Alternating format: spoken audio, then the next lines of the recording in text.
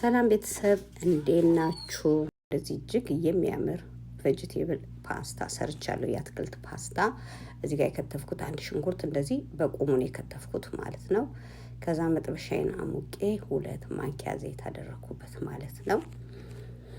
እሱ ሞቅ ሲልልኝ ሽንኩርቴን ጨመርኩ። ከላይ የከተፍኩትን እንደዚህ ጨምሬ ማሰል አድርጌ ትንሽ እንዲበስል አደረኩት።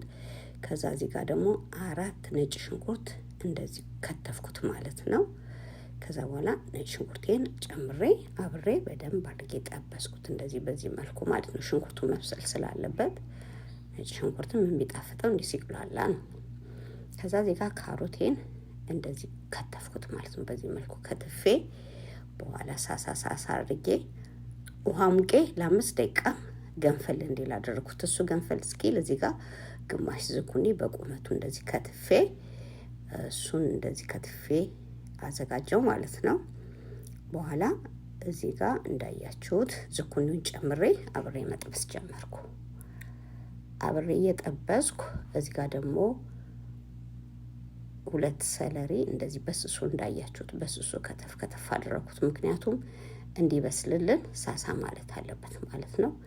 እዚህ ጋር እንዳያችሁት ይኸው ፓስታው ደረሰ። ይኸው ተክተክ እያለ ነው ፓስታው ተጥዶ። ፓስታውን ውሃና ትንሽ የዘይት አድርጌ ነው የጣድኩት።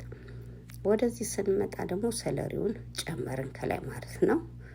ከዛ ደግሞ ገንፈል ያለውን ካሮቱን አጥተን አብረን በደንብ ጠበስኩት። በደንብ መብሰል አለበት ምክንያቱም ካሮቱ። እዚህ ጋር ደግሞ ፎሶሊያን የጨመርኩበት ፎሶሊያ ጨመርኩ እና አንድ ላይ ፍሬሽ ፎሶሊያ ነው። አንድ ላይ ሁሉንም ነገር ጥብስ ስናደርገው ያምራል ማለት ነው። በኋላ እዚህ ጋር ደግሞ ቤል ፔፐር ከለር ቃሪያዎች እነሱን አንድ ላይ አድርጌ ጨው፣ ብላክ ፔፐር ቁንዶ በርበሬ እና ኢታሊ ሲዘን ያደረኩት። እናንተ ደግሞ ሌላ ነገር መጨመር ካለባችሁ መጨመር ትችላላችሁ። እዚህ ጋር እኔ እሱን አድርጌ ትንሽ ቃሪያውን መጥበስ ስላለብኝ 1-3 ደቂቃ እንደዚህ አድርጌ አደረኩት ማለት ነው። ከዛ ቅመሞቹን ጨምረን ስንጨርስ ትንሽ ጠበስ እናደርገውና በደንብ ጥብስ አድርገነው ከዛ እዚህ ጋር 2 ማንኪያ ሶያ ሶስ ጨመርኩበት ማለት ነው። ሶያ ሶስ ካላችሁ ብታረጉበት ለጣም ቆንጆ ይሆናል። ከሌለም ችግር የለም። በኋላ እሱን በደንብ እዚህ ጋር ማስየው ከዛ ፓስታውን ጨመርኩ። ፓስታውን ጨምሬ በዚህ መልኩ በደንብ አዋርኩት ማለት ነው። መዋሃድ አለበት ፓስታው ጣዕም እንዲኖረው። ቅመሙ ሁሉ በደንብ አድርገን እሳቱን ቀነስ አድርገን እንዳይቦካ።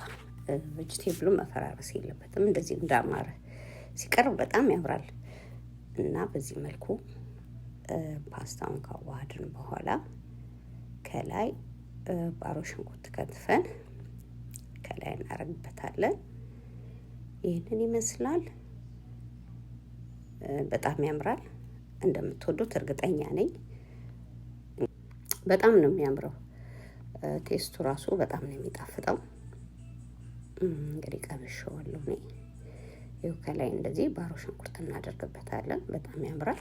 ለቴስቱም ለጣሙ ቆንጆ ነው የሚሆነው እና እስቲ ቀመስ በዚህ መልኩ ቀምሰን ጣሙን እንየውና በዚህ መልኩ እስኪ እንቅመሰው እና በጣም ይጣፍጣል። ቆንጆ ነው።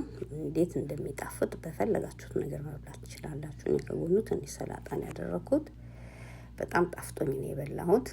ቆንጆ ነው በጣም። በማንኛውም ሰዓት እራት ላይም ምሳ ላይም መብላት እንችላለን። እንደዚህ ቀለል ያለ ነገር ነውና እናንተም ሞክሩት። እንደምትወዱት እርግጠኛ ነኝ። ከወደዳችሁት ላይክ፣ ሰብስክራይብ፣ ሀሳብ አስተያየታችሁ ኮሜንት ላይ ጻፉልኝ። ስለተከታተላችሁኝ በጣም አመሰግናለሁ። መልካም ጊዜ